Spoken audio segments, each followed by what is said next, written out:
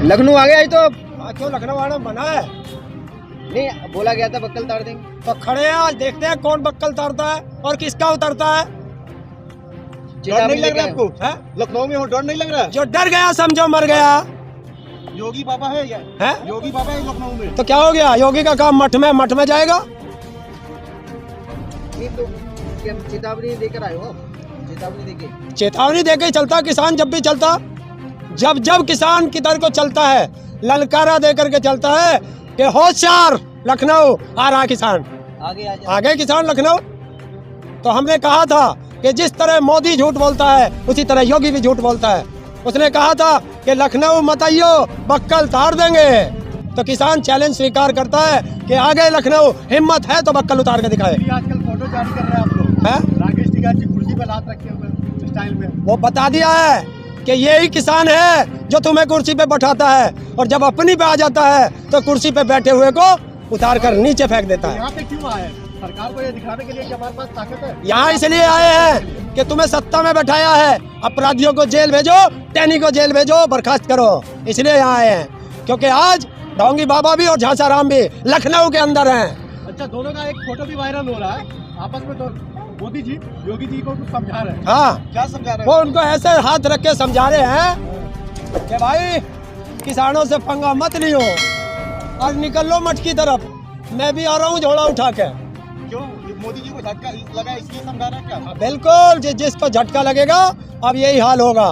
जो भाग करके हवाई जहाज में चढ़ के दिखाता था फोटो, आज पैदल जमीन पर चलने पे भी सहारा लेना पड़ रहा है। और ये सहारा लेना पड़ा है किसानों के डर से। आपको घर जाना चाहिए क्योंकि बिल वापसी का ऐलान कर दिया है, आप लखनऊ आ गए। देखिए, लखनऊ इसलिए आए हैं कि जो किसानों की हत्या हुई थी लखीमपुर खीरी में गृह राज्य मंत्री के बेटे के द्वारा, और गृह राज्य मंत्री 120B का मुलजिम है, तो उसे बर्खास्त करे और सीधा जेल भेजे। अपने गन्ने के पेमेंट के लिए आए हैं, MSP के लिए आए हैं, तो बिजली के लिए आए हैं। तो ये सब मुद्दे हैं जो उत्तर प्रदेश के हैं।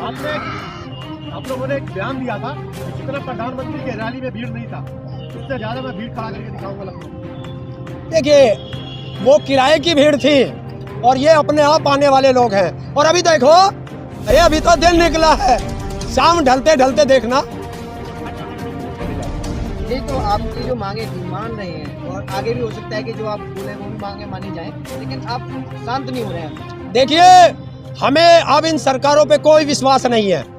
जो काम संसद का होना है वो संसद में होगा, तब घर जाएंगे। तो संसद का होना है तो वही बॉर्डर पे बैठ के हो जाता है। अरे ये लखनऊ का काम है, यहाँ लखनऊ में करेंगे। और हम रैली लखनऊ करें, वाराणसी करें या कलकत्ता करें, हमारी मर्जी। PM ने कह दिया कि हम बिल वापस करेंगे, फिर महामंत्री क्यों कर रहे? ये तो हमारी पहले से तय है। अजय टैनी को क्यों नहीं बर्खास्त किया? क्यों से जेल नहीं भेज रहे? उसमें तो कार्रवाई हो रहा है। क्या कार्रवाई हो रही है? प्रधानमंत्री उसके बराबर में बैठता है, गृह मंत्री उसके बराबर में बैठता है। तो इसका मतलब प्रधानमंत्री भी अपराधियों को शरण दे रहा है, गृह मंत्री अपराधियों को शरण दे रहा है, उत्तर प्रदेश का मुख्यमंत्री अपराधियों को शरण दे रहा है। योगी जी तो कहते हैं गुंडा मुक्त उत्तर प्रदेश हो गया, आप कहते हो कि वो गुंडों को शरण दे रहे हैं। गुंडा मुक्त हो गया, लेकिन गुंडों के साथ हो गया, गुंडों के साथ सरकार हो गई है। किसानों ने कहा था कि तीनों काले कानून वापस होंगे, MSP पे गारंटी का कानून होगा और स्वामीनाथन रिपोर्ट संपूर्ण रूप से धरातल पर लागू होगी, तब किसान की घर वापसी होगी।